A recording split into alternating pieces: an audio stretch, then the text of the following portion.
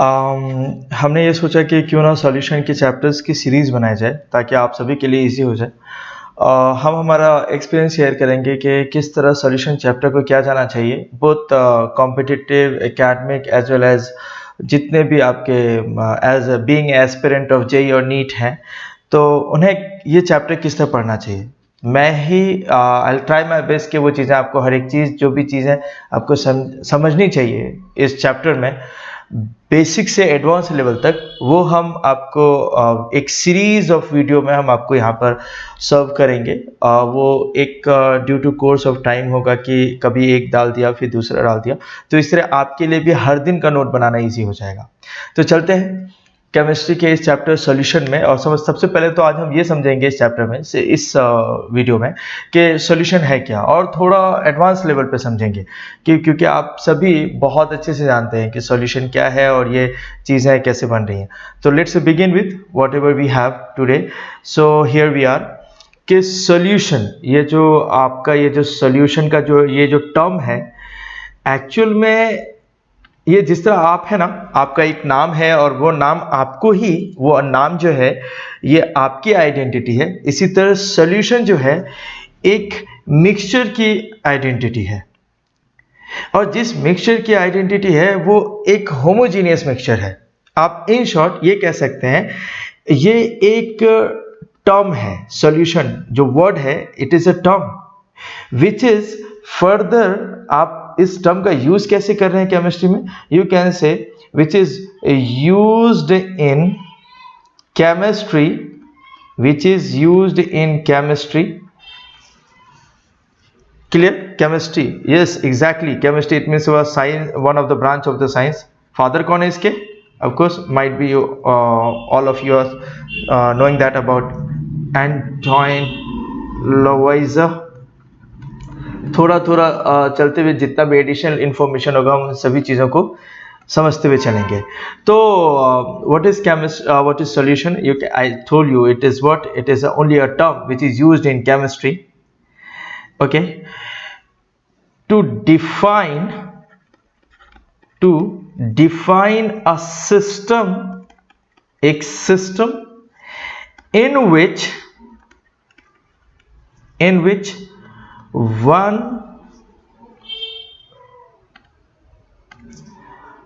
sorry, it's a two or more than two substances, two or more than two substances are homogeneously mixed.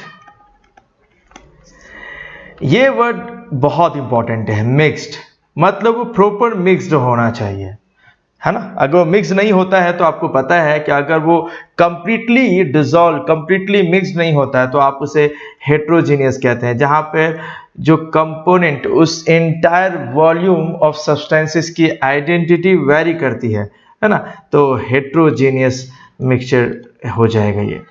फिलहाल हमारा solution जो वो एक homogeneous mixture है। इसे कुछ ऐसा समझते हैं, थोड़ा मतलब ग्राउंड लेवल से ऊपर आते हैं।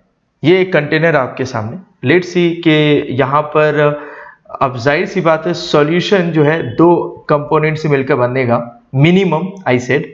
तो वन इज सॉल्यूट और अनदर वन इज सॉल्वेंट। हम जानते हैं कि इसकी क्वांटिटी सॉल्यूशन, एक सॉल्यूशन बनाने के लिए ऑफ कोर्स इसकी क्वांटिटी ज्यादा रहनी चाहिए।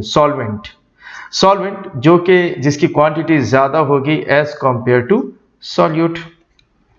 और कितना ट्रिगर्ड है ना, यहीं पे समझ में आ जाता है। मैं आपको थोड़ा यहाँ पर कुछ याद दिलाने की कोशिश कर रहा हूं। अगर आप जो लोग पहले से ही सॉल्यूशन चैप्टर पढ़ रखा है, या जो लोग थोड़ा बहुत भी आप में से जिनको भी ये पता है कि मोल फ्रैक्शन का कंसेप्ट, तो शायद आप रिकॉल कर पा रहे होंगे कि किसी भी सॉल्यूशन का मोल फ्रैक्शन 1 होता है। नो मैटर कि कितने ज्यादा कंपोनेंट है उसमें, कितने ज्यादा सॉल्यूट, कितने वैरायटी ऑफ सॉल्यूट है, कितने वैरायटी ऑफ सॉल्वेंट है, नो मैटर।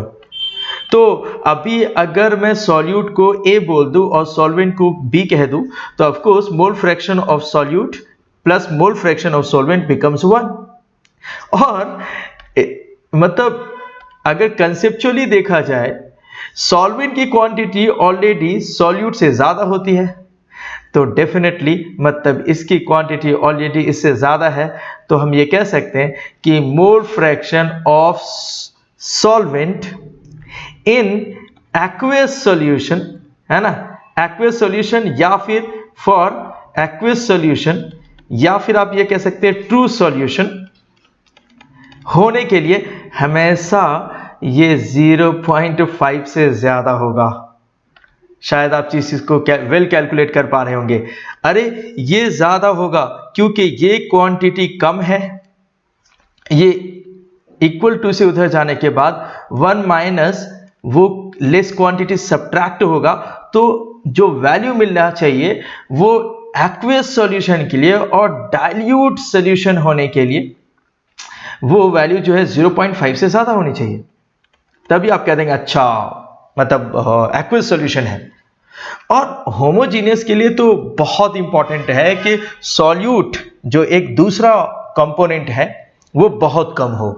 दूसरा मैं इसलिए बोल रहा हूं, केमिस्ट्री में बहुत जगह जब आप मोलैलिटी, मोल फ्रैक्शंस, जो molar masses and all this things जब आप न्यूमेरिकल से इंटरेक्ट करेंगे तो वहां पे दूसरा मतलब सॉल्यूट को यूज किया जाता है और फर्स्ट मतलब सॉल्वेंट की यूज किया जा सकता है। और अगर इन न्यूमेरिक फॉर्म में बोला जाए तो सॉल्वेंट को फर्स्ट एंड सॉल्यूट को सेकंड है। और अगर आपको ये चीजें रिकॉल करना है, अगर आपको इस चीजों को ध्यान में रखना है कि ये किस तरह होगा, तो आप कह सकते हैं जो फर्स्ट लिया गया होगा ऑफ कोर्स वो सॉल्वेंट होगा, बाद में आप इसमें सॉल्यूट से लेंगे, क्लियर, बाद में आप इसमें सॉल्यूट से लेंगे, so of course that one is second. तो amount of solute which is abbreviated in the entire chemistry chapters of this chemistry chapter solution is B, or regarding as 2. Similarly, solvent is A or 1. solute के बारे में ये 2-3 identity है कि ये तो एक लेस अमाउंट में होगा अगर मैं सॉल्यूशन की बात करूं। दूसरी चीज, ये किसी भी सॉल्यूशन में लीस्ट अबंडेंट होंगे, मतलब कम क्वांटिटी में होंगे, और इन्हें डिसॉल्व होना होगा सॉल्वेंट में, जो कि मैं इसके रिस्पेक्ट में लिख रहा हूं रिलेटिवली, है ना, लार्ज अमाउंट में होंगे, रिलेटिवली लार्ज अमाउंट में होंगे। और सॉल्वेंट जो होगा वो एक डिसॉल्विंग एजेंट होगा, डिसॉल्विंग एजेंट जो कि सॉल्यूट को डिसॉल्व कर लेगा। अगर आपने इस डिसॉल्विंग एजेंट को बहुत बहुत बहुत ज्यादा लिया, इन शॉर्ट अगर आपने इसकी क्वांटिटी बढ़ाने, बहुत ज्यादा क्वांटिटी बढ़ा दी, इसका मतलब है कि आप मोर डाइल्यूट कर रहे हैं सॉल्यूशन को, clear, for that solute, clear. Hope so कि यहां तक चीजें क्लियर हो रही हैं। तो we all of us knowing finally came to know what solution is. और जब किसी सॉल्यूशन में सॉल्यूट हो फिर सॉल्वेंट हो तो इसे हम कहते हैं बाइनरी सॉल्यूशन, क्योंकि यहां पे 2 कंपोनेंट है। Binary solution, what is by, it means one is solute and another one is solvent। यहां से चीजें क्लियर हो रही हैं। और एक सॉल्यूशन होमोजीनियस है, तो मैं आपको थोड़ा याद दिला दूं, थोड़ा कुछ नहीं, आपको बस खुद को एक ट्रिगर करना है। याद होगा हम जूनियर स्टैंडर्ड में मैटर पढ़ते हैं, मैटर के 2 type, pure substances, impure substances, जो मिक्सचर है। मिक्सचर में आप देखेंगे तो वहां पे आपको होमोजीनियस दिखता था, जिसके एग्जाम्पल आते थे अलॉय, क्लियर, जिसके एग्जाम्पल होते हैं सॉल्यूशन, क्लियर, सॉल्यूशन, ठीक है। So here we are. और फिर प्योर सब्सटेंसेस में हम एलिमेंट्स एंड कंपाउंड्स को डिस्कस करते थे। ये सारी चीजें हम लोगों ने अपने जूनियर स्टैंडर्ड में देख रखा है। तो खैर, अब क्वेश्चन ये है कि आपके पास स्टेट्स ऑफ मैटर कितने हैं। अगर मैं स्टेट्स ऑफ मैटर की बात करूं, हाँ सही सुना आपने, मैं गैस, लिक्विड और सॉलिड मतलब 3 बेसिक स्टेट्स हैं किसी भी सब्सटेंसेस के एग्जिस्टेंस का। तो यहां पे सिंपल ये है कि अगर सॉल्वेंट को फिक्स कर दिया जाए, gas gas gas, liquid liquid liquid और सॉलिड सॉलिड सॉलिड, तो इस तरह हमारे पास सॉल्यूशन 9 टाइप के हो जाएंगे। नहीं, 9 टाइप के, अमेजिंग है ना, 9 टाइप के। मतलब इन शॉर्ट आप इसे ऐसे समझ सकते हैं कि इस बीइंग ए सॉल्वेंट, इस गैस को हमें इस सॉल्वेंट में डिसॉल्व करना है, और हमारा एटमॉस्फेयर बहुत अच्छा एग्जाम्पल है। नहीं, गैस में गैस मतलब हाइड्रोजन, नाइट्रोजन और ऑक्सीजन, ये सारे गैसेस तो हैं। ब्यूटीफुल है ना। सिमिलरली अगर आपने गैस को फिर से सॉल्वेंट लिया और अगर आप चाहते हो कि इसमें कोई लिक्विड डिसॉल्व हो जाए, एक गैस में लिक्विड, तो क्लोरोफॉर्म नाइट्रोजन गैस के लिए अच्छा एग्जाम्पल है ना। फॉग वगैरह भी आप ले सकते हैं। क्लियर। तो वेल सिमिलरली गैसेस के लिए अगर आप देखना चाहें तो सॉलिड मिक्सचर होगा गैस में। क्लियर। तो कैम्फर जो कि एक अच्छा सबलाइम है। क्लियर। कैम्फर हो गए, कुछ नैप्थेलिन हो गया, एंथ्रासीन हो गए। क्लियर। ये सारे नाइट्रोजन गैसेस में बहुत इजीली मतलब सॉलिड से गैसेस स्टेट में जाते हैं। तो आप उसे कह सकते हैं somehow it is what kind of solid which is dissolved in the gaseous solvent. Similarly अगर आप नेक्स्ट देखेंगे तो यहाँ पे आपको दिखेगा कि एक गैसेस अगर एग्जांपल लिया जाए जो कि लिक्विड में डिसॉल्व हो रहा है, तो यहाँ पर ऑक्सीजन देखो डिसॉल्व होता है वाटर, जो कि एक्वेटिक हैबिटेट के लिए, एक्वेटिक हैबिटेट मतलब एक्वेटिक प्लांट और एक्वेटिक एनिमल्स की मैं बात कर रहा हूँ, लाइक फिश वगैरह, उनके लिए बात कर रहा हूँ मैं। ठीक है, तो उनके लिए बहुत हेल्पफुल है। और इतना ही नहीं, आप देखो ना एरेटेड ड्रिंक जो होते हैं, एरेटेड ड्रिंक लाइक जो केन्ड ड्रिंक होते हैं like Pepsi, Coca Cola and all, उसमें देखो ना प्रेशराइज्ड गैस कार्बन डाइऑक्साइड ही तो है, जो कि एक अच्छा कूलेंट है। सिमिलरली लिक्विड को अगर आप देख पाएंगे, लिक्विड इन लिक्विड ये तो बहुत इजी है, मतलब समझा जा सकता है कि अल्कोहल को डिसॉल्व करना है वाटर में, फिर वो फिनॉल हो, इथेनॉल हो एंड ऑल।